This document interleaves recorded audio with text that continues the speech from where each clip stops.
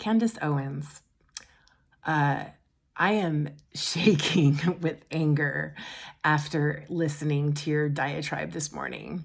I hadn't even heard of you before today, but a friend said, "Oh, you should look at Candace Owens. She's really good and she researches and checks her information." So I'm going to challenge you, Miss Candace, on where your facts are coming from.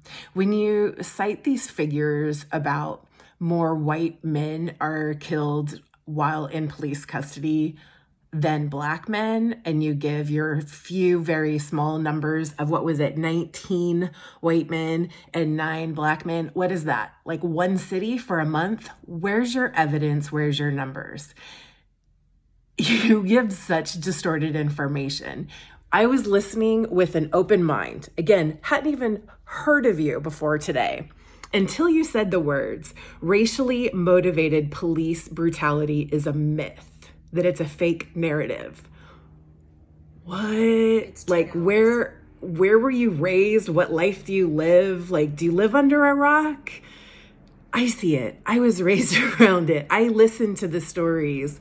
I don't get it. And with your 25% higher violent crimes, which, by the way, Mr. George Floyd, who obviously is a thug, was a thug. He's dead now, which he didn't deserve. It wasn't a violent crime.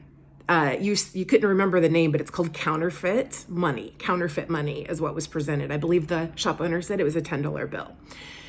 Not a violent crime. So your statistic is meaningless. And then you mentioned doctors and deaths, and you're all passionate and angry and trying to feed the line of whatever you're trying to do. Is it conservative whites?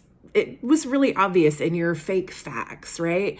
So here's one for you. 90% of police violence tracked by mapping police violence, 90% is tracked by them, they claim. Many official, real news sources use them. 1,100 killings last year in the US, more than anywhere in any other country, or certainly a Western country. I'll post the link so you can look at the evidence. And David, who you couldn't remember, I think you said he's a sheriff and 77 years old. I can't remember his name because you're all wrapped up in your emotions. David McAtee, which I might be pronouncing wrong, was the owner of Yaya's Barbecue, peacefully protesting over the death of Breonna Taylor. Have you read her story about plainclothes officers coming in to her house when her and her boyfriend were asleep with a no-knock search warrant, which is now under investigation? Have you heard about that? Imagine plainclothes people knocking on your door, entering, 3 of them with firearms. I don't own a firearm, but whatever I had, I would be hurling it at them.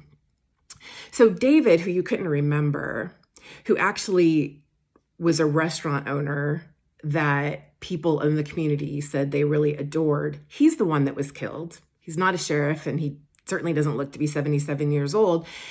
And the police that fired at him are now in trouble and being investigated. So the mayor of Louisville is saying that he's relieved Steve Conrad of his duties as chief of Louisville Metro Police Department. So you're citing a whole bunch of crap. So if you're gonna try and state facts, at least work a little harder and state facts, because your message is wrong and it's causing damage, and you should be 100% ashamed of yourself and just stop and just shut up right now. That's my message to you.